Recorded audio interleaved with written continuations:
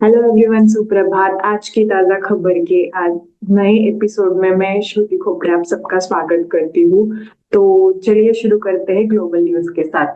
जैसे कि अभी मिस्टर ट्रम्प इन्होंने इनॉग्रेशन स्पीच के बाद काफी सारी यहाँ पे कुछ स्कीम्स वगैरह अनाउंस की है। तो उसकी ही न्यूज कंटिन्यू करते हुए उनके स्पीच के बाद उन्होंने और एक टैरिफ की अनाउंसमेंट यहाँ पे की है। जैसे कि उन्होंने बोला था कि मेक्सिको और कनाडा के लिए उन्होंने मेंशन किया था कि 25% का टैरिफ वो लगाएंगे उनके गुड्स के लिए बाय फेब 1 फेब। उसमें अभी चाइना का नाम भी ऐड किया गया है फॉर टैरिफ इंक्रीज। इसका मेजर रीजन उन्होंने यही दिया था कि Canada and Mexico are helping for illegal immigrants and plus drug trafficking में वगैरह भी, जिसकी वजह से यूएस की इकोनॉमी पर इम्पैक्ट हो रहा है क्योंकि ये सब इलीगल एक्टिविटीज है। तो इसमें ही उन्होंने ये ऐड किया है कि चाइना का भी अभी इस लिस्ट में नाम होगा। बस चाइना के लिए 10% का एडिशनल टैरिफ उन्होंने अनाउंस करने की एक्सपेक्टेशंस यहाँ पे दिखाई है।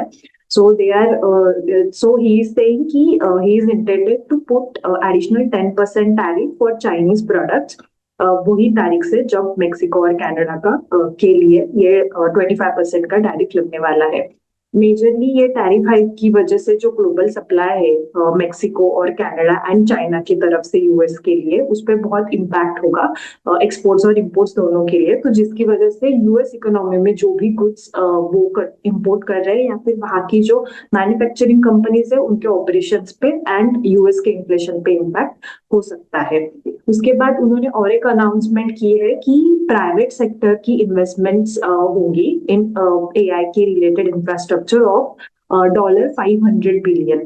तो ये मेजरली प्राइवेट सेक्टर की कंपनीज करने वाली है इन्वेस्टमेंट्स, ऐसे ट्रम्प इन्होंने अनाउंस किया है। एंड इसमें कंपनीज आएंगी जैसे कि ओपन एआई जो चैट जीपीटी की कंपनी है, मतलब जो कंपनी चैट जीपीटी ओन करती है, देन ओरेकल वगैरह ये कंपनीज आती है। इसके बाद ओरेकल की शेयर प्राइस भी अभी अगर अब आज देखेंगे तो 7% से अप था स्टॉक, मोस्टली 7% से अप था जब मैं वीडियो कर रही हूँ at that time.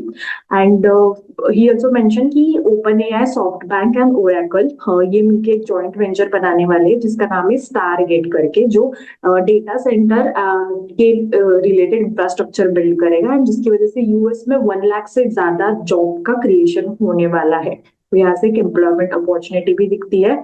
So Stargate है, स्टारगेट जो जॉइंट वेंचर है ये तीनों कंपनीज का, उन्होंने ऑलरेडी ऑपरेशंस कमेंस कर दिया है। $100 बिलियन का डिप्लॉयमेंट, इमीडिएट डिप्लॉयमेंट वो करने वाले हैं। रिमेनिंग जो है वो नेक्स्ट 4 to 5 years में इन्वेस्टमेंट होगी। इसका एक डेटा सेंटर का पहला प्रोजेक्ट टेक्सास में ऑलरेडी कंपनी ने स्टार्ट कर दिया है, जो एआई के थ्रू वहां पे जो हेल्थ रिकॉर्ड्स है उसका जो डेटा है वो एनालाइज करने में हेल्प करेगा। उसके बाद नेक्स्ट न्यूज है कि जो आईटी कंपनीज का फियर था, मोस्टली इंडियन आईटी कंपनीज का, उसके रिलेटेड ही एक ब्रीदर यहाँ पे दिया है ट्रम्प। इन्होंने उनके स्पीच में ये भी कहा था कि वो सपोर्ट करेंगे स्किल इमिग्रेशन को। तो बेसिकली H1B वीजा जो होता है, जो नॉन इमिग्रेंट वीजा होता है, जिसके through US companies foreign workers को एम्प्लॉय कर सकती है, जैसे कि इंडियन अगर कोई आईटी इंजीनियर्स वगैरह है तो उनको एम्प्लॉय कर सकती है इन केस ऑफ टेक्निकल या फिर थ्योरेटिकल कुछ एक्सपर्टीज चाहिए है। तो बेसिकली ट्रम्प इन्होंने सपोर्ट किया है H1B वीजा को, सेइंग कि अमेरिका को very competent and skilled people की जरूरत है। तो उसकी वजह से यहाँ पे जो इंडस्ट्री में ये एक्सपेक्टेड ही था, आईटी इंडस्ट्री में ओवरऑल, कि H1B वीजा पे एज सच कोई रेस्ट्रिक्शंस नहीं डाले जाएंगे after Trump getting elected, and वही यहाँ पे उन्होंने सपोर्ट किया है। तो अभी देखेंगे इंडियन इकोनॉमी की न्यूज। तो इंडियन इकोनॉमी में ईपीएफओ के नंबर, जो प्रोविडेंट फंड के नंबर है, वो रिलीज हुए हैं फॉर नवंबर मंथ। उसमें 4.88% राइज देखा गया है नए मेंबर में। तो ये काइंड ऑफ पॉजिटिव साइड है कि new members are increasing in EPFO. EPFO में नवंबर 2024 में 8.74 लाख न्यू मेंबर्स एनरोल हुए, जिसमें से 4.81 लाख का एज ग्रुप इज 18 to 25, मतलब यंग जनरेशन यहाँ पे 50% से ज्यादा एनरोल हुई है।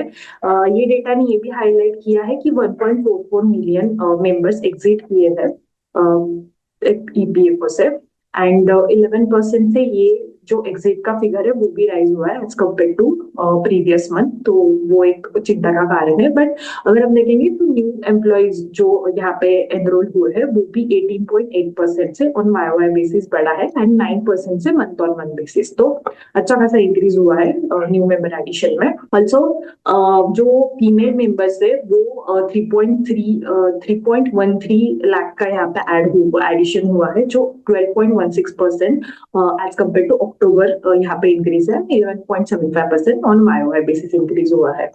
अभी स्टॉक स्पेसिफिक न्यूज देखेंगे तो बहुत सारे रिजल्ट्स है, तो यहाँ पे मैंने जो मेजर मेजर कंपनीज के रिजल्ट्स है वही पिक किए हैं। तो बेसिकली अभी चालू करते हैं HUL के रिजल्ट के साथ।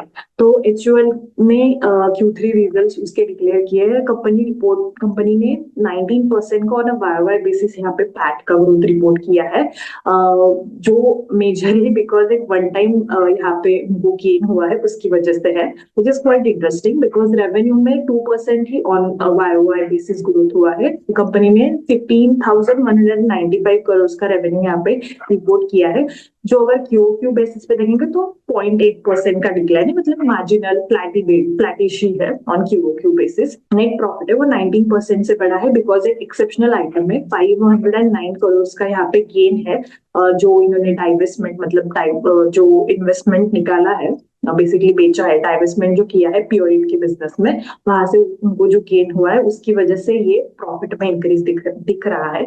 अगर हम प्रॉफिट बिफोर एक्सेप्शनल आइटम देखेंगे तो वो काइंड ऑफ फ्लैटिश ही है on a Y basis. Also जो वॉल्यूम ग्रोथ है ये क्वार्टर में वो भी फ्लैटिश रही है because of again poor demand in urban area and जो ग्रेजुअल रिकवरी हो रही है रूरल एरिया में उसकी वजह से। जो ऑपरेटिंग प्रॉफिट है वो 1% ऑन वाई बेसिस ग्रो हुआ है।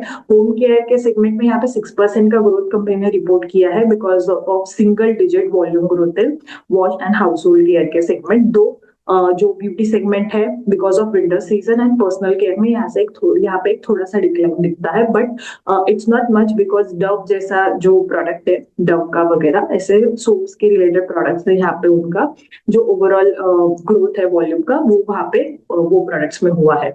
इसके बाद HUL ने एक और अनाउंसमेंट किया है, उसके बोर्ड ने क्वालिटी वॉल्स जो आइसक्रीम का सेगमेंट है उसका डीमर्जर अनाउंस किया है कंपनी ने। तो बेसिकली जो मेन यूनिलीवर है, मेन पेरेंट कंपनी है, उन्होंने अनाउंस किया है आइसक्रीम बिजनेस का डीमर्जर सेपरेशन। उसके बाद ही जो इंडिया बिजनेस है HUL का उन्होंने भी ये बिजनेस का डीमर्जर यहाँ पे अनाउंस किया है। एंड कंपनी ने ये भी कहा है कि 1:1 रेशियो रहेगा शेयर का। सो बेसिकली अगर किसी शेयर होल्डर के पास एक शेयर है HUL का तो ही will get one share of Kwality Wall's on the date of demerger. अभी तक कंपनी ने जो रिकॉर्ड डेट है वो अनाउंस किया नहीं है, so we have to wait and watch for that. इसके बाद पॉलीकैब इंडिया का रिजल्ट देखेंगे तो जो टॉप लाइन है रेवेन्यू है वो 20% ऑन वाई बेसिस ग्रो हुआ है, net profit 11% on Y basis grow हुआ है, which is a very positive thing. Company ने 523 करोड़ का यहाँ पे रेवेन्यू रिपोर्ट किया है, दो ऑन क्वार्टरली बेसिस 5% ये डिक्लाइन है, बट ऑपरेटिंग प्रॉफिट वो 26% से वाई बेसिस पे इंक्रीज हुआ है, प्लस क्यूक्यू 14% से इंक्रीज हुआ है।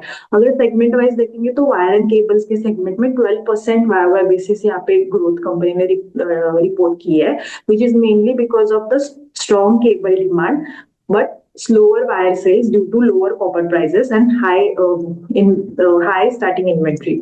इंटरनेशनल बिजनेस में भी अच्छी खासी ग्रोथ हुई है, 62% का वाई ग्रोथ कंपनी ने रिपोर्ट किया है। जो EPC बिजनेस है वो उसने एक रोबस्ट ग्रोथ मतलब 1100% वाई बेसिस पे ग्रोथ दिखाई है बेस्ड ऑन जो स्ट्रॉन्ग ऑर्डर बुक का एग्जीक्यूशन हुआ है। And fast moving electrical goods ने 45% का वाई ग्रोथ दिखाया है बिकॉज लोअर बेस भी था ये सेगमेंट का, प्लस बेटर एग्जीक्यूशन भी यहाँ पे हुए हैं। कंपनी का एक्सपेक्टेशन है कि 1.5 to 2x टाइम ज्यादा ही ग्रोथ रहेगा in this segment as compare to the market, and इसमें मार्जिन लोअर सिंगल डिजिट मतलब 8 to 10% रहने का एक्सपेक्टेशन कंपनी ने बोला है। कंपनी ने यहाँ पे FY26 का जो टारगेट दिया था 20,000 करोड़ ऑफ रेवेन्यू का, वो भी कैलेंडर ईयर 24 में ही अचीव कर लिया है। उन्होंने नेक्स्ट 5 इयर्स का एक गाइडेंस दिया है उनके इन्वेस्टर प्रेजेंटेशन में, जो ज्यादा क्वांटिफाई नहीं किए नंबर्स, बट जो वायर एंड केबल्स के सेगमेंट है, वहां पे कंपनी ने 22-24% टॉप लाइन मतलब रेवेन्यू ग्रोथ इम्प्लाई किया है।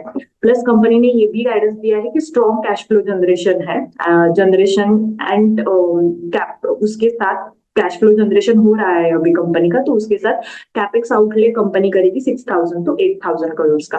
इस पर का एक डिटेल वीडियो भी श्रेणिक ने कल ही किया है, तो अगर आपको और डिटेल्स देखनी है, क्योंकि स्टॉक ने बहुत रिवर्स रिएक्शन यहाँ पे किया था, 6% से ज्यादा स्टॉक गिरा है आफ्टर रिजल्ट, तो आप वो डिटेल वीडियो भी देख सकते हैं डिटेल एक्सप्लेनेशन के लिए।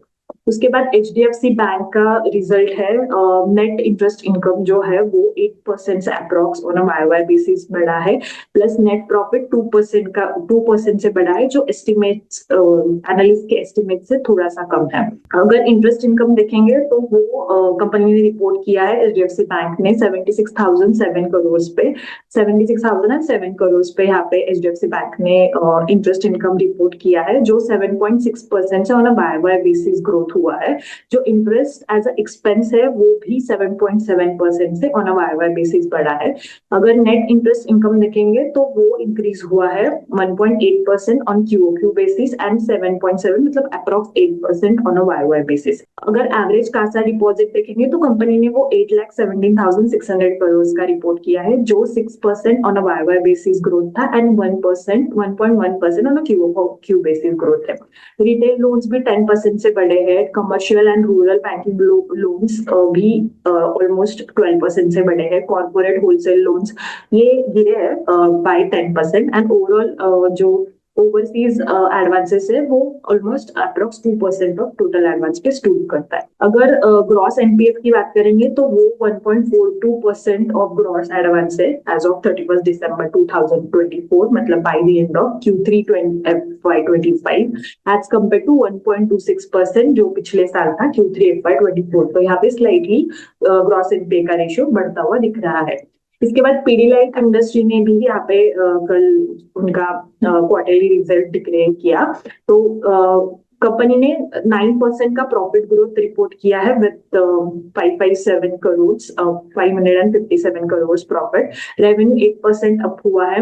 ऑपरेटिंग मार्जिन से यहाँ पे इंप्रूव हुए हैं by 100 basis points which is currently at 24.3%। जो रेवेन्यू ग्रोथ यहाँ पे कंपनी ने रिपोर्ट किया है ऑलमोस्ट 8% का, वो मेनली 9.7% का वॉल्यूम ग्रोथ यहाँ पे हुआ है, उसकी वजह से है। कंज्यूमर बाजार एंड बीयूजी ये जो सेगमेंट है वो 7.3% से बढ़े, जबकि B2B बिजनेस टू बिजनेस जो है वो 21.7% से इंक्रीज हुआ है। जो भारतपुरी जो MD है कंपनी के, उन्होंने ये कमेंट्री दिया है कि अर्बन और रूरल ज्योग्राफीज में यहाँ पे डिमांड थोड़ा सा सबड्यूड था, बट स्टिल कंपनी ने कंसिस्टेंटली परफॉर्मेंस यहाँ पे किया है एंड उसकी ही वजह से वॉल्यूम ग्रोथ यहाँ पे दिखे है, जिसका डायरेक्ट इम्पैक्ट रेवेन्यू में हमको दिखता है। उसके बाद परसिस्टेंट सिस्टम्स ने भी अपना यहाँ पे रिजल्ट डिक्लेयर किया Q3 FY25 का। कंपनी ने 30% profit increase on a YoY basis report किया है, प्लस 20 रुपीज पर शेयर का डिविडेंड भी कंपनी ने यहाँ पे रिपोर्ट किया है। जो रेवेन्यू ग्रोथ है वो 15.16% on a YoY basis company ने रिपोर्ट किया है। रेवेन्यू कंपनी का प्लस जो कंसोलिडेटेड प्रॉफिट है, प्रॉफिट आफ्टर टैक्स मतलब नेट प्रॉफिट जो है वो भी कंपनी ने 3,073 करोड़ पे रिपोर्ट किया है, जो 30% से on a YoY basis growth हुआ है। जो टोटल कॉन्ट्रैक्ट वैल्यू मतलब ऑर्डर बुक है वो कंपनी ने $5.21 मिलियन यहाँ पे ये क्वार्टर में रिपोर्ट किया है, जो अच्छा खासा फ्यूचर बिजनेस प्रोस्पेक्ट देता है। जो ये क्वार्टर का ग्रोथ था वो उनके CEO संदीप खारला इन्होंने कहा है कि मेनली AI बिजनेस प्लस सासवा प्लेटफॉर्म्स की वजह से आ रहा है, एंड जो health care and life science का सेगमेंट है उसकी तरफ से भी यहाँ पे ये ओवरऑल रेवेन्यू का ग्रोथ दिख रहा है। प्लस जो इबिट मार्जिन है वो 400 बेसिस पॉइंट से यहाँ पे इंप्रूव हुआ है to 14.9% in Q3 FY25 as compare to 14% earlier. इसके बाद एक और न्यूज है कि सेबी ने प्रपोज किया है स्मॉल टिकट SIP, जिसमें मिनिमम इन्वेस्टमेंट रहेगा ₹250 पर मंथ। सेबी ने ये इनिशिएटिव मेनली लिया है to include more and more investors, ज्यादा से ज्यादा लोग का यहाँ पे फिनेंशियल इन्वेस्टमेंट्स में एक systematic investments and systematic savings में इंक्लूजन हो। प्लस ये सिंप्लीफाइड एक कस्टमर आइडेंटिफिकेशन प्रोसेस भी होगा, जिसकी वजह से जो म्यूचुअल फंड इन्वेस्टमेंट्स है वो ज्यादा से ज्यादा लोगों को यहाँ पे ब्रॉडर सेक्शन ऑफ सोसाइटी को अवेलेबल हो जाएंगे। इसमें सेबी ने थोड़ा सा कैप किया है कि 3 ही एएमसीज में इन्वेस्टर ये मिनिमम इन्वेस्टमेंट स्मॉल टिकट वाली जो एसआईपीज है वो कंटिन्यू कर सकता है। इसके लिए सेबी ने डिफरेंट डिफरेंट जो पार्टिसिपेंट्स है इंडस्ट्री के, बाकी की जो म्यूचुअल फंड है या फिर एएमसीज है, उनसे प्रपोजल्स मांगे हैं बाय February 2025, एंड जिसके बाद ही ये गाइडलाइंस फाइनल की जाएगी एंड उसका पूरा जो गाइडलाइंस होगी वो सेबी पब्लिश करेगी। तो आज के लिए बस इतना ही दोस्तों। मुझे जरूर कमेंट्स में बताइएगा कि आपको आज का वीडियो कैसा लगा, कुछ इम्प्रूवमेंट्स के यहाँ पे चांसेस होंगे तो वो भी जरूर बताइएगा। Thank you so much.